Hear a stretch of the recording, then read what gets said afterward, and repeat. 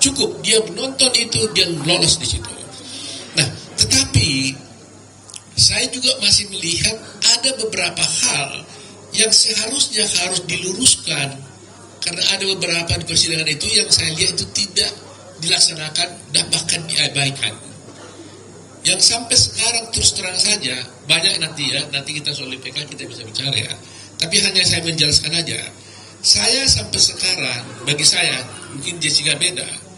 Bagi saya seorang lawyer sebagai seorang dosen, ya, seorang lawyer sebagai seorang dosen, sebagai seorang ketua umum pradi, seorang yang mendalami hukum, saya terus terang tidak puas dengan putusan itu. Karena apa? Karena bagi saya tidak ada kemungkinan dan tidak mungkin seorang hakim bisa menyatakan seseorang itu mati karena racun.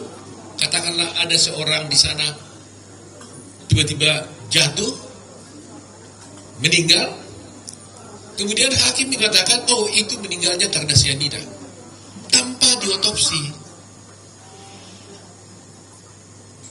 Itu tidak mungkin dalam teori hukum manapun. Dan itulah yang saya ajarkan ke mahasiswa saya. Bayangkan aja ada tahapan, orang mati tiba-tiba yang bukan karena sakit. Ditanya, matinya karena apa? Ya kan? Karena racun. Terus kalau racun, racunnya apa? Masih banyak tahapannya. Tidak mungkin itu bisa terjadi, disimpulkan seorang hakim di republik ini maupun di dunia ini tanpa otopsi. Dalam kasus ini, Mirna dinyatakan mati karena minum racun dan jenisnya adalah cyanida, padahal dia tidak diotopsi. Apa Anda pernah lihat di republik kita ini ada orang mati yang masuk kasus pembunuhan yang tidak masuk perkara pengadilan yang tidak diotopsi?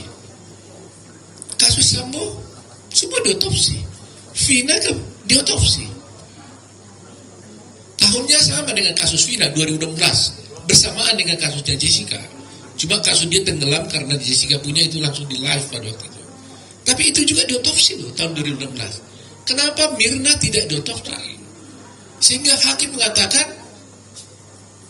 Mirna mati karena racun dan dia ketahui racunnya cyanida tanpa diotopsi. Dari mana dasarnya? Terus terang aja, saya selalu berharap entah apapun ini, Mahkamah Agung harus menjawab. Apakah seorang hakim bisa menyatakan sebab matinya seseorang yang mati karena tiba-tiba bukan karena sakit dan mati katanya karena racun tanpa otopsi? Kalau harus Mahkamah Agung mengatakan itu bisa, saya takluk tunduk walaupun tidak ada dalam kamus hukum saya. Itu yang harus dijawab oleh Mahkamah Agung dulu, di luar yang lain-lain. Kenapa Mahkamah Agung dan semua hakim mulai dari pengadilan mengabaikan ini? Argumentasi hukum saya mengenai otopsi ini gak pernah dijawab, tidak pernah dipertimbangkan. Jadi coba bayangkan, bisa gak Anda terima ada orang mati tiba-tiba jatuh bukan karena sakit, lantas hakim bilang, oh itu matinya karena cyanida tanpa diotopsi. Itulah yang terjadi dalam kasus ini. Jadi ada ketidakpuasan saya secara akademik sebagai seorang lawyer tentang putusan ini. Sementara semua ahli yang kita ajukan, baik di Indonesia, baik yang dari luar negeri, Australia dan sebagainya, termasuk Singapura, saya tanya semua itu, mereka mengatakan impossible. Seorang mati karena racun itu hanya bisa diketahui kalau diotopsi. Dan kalau itu tidak diotopsi, maka tidak ada kasus, no case. Itulah kira-kira yang menjawab pertanyaan tadi itu ya.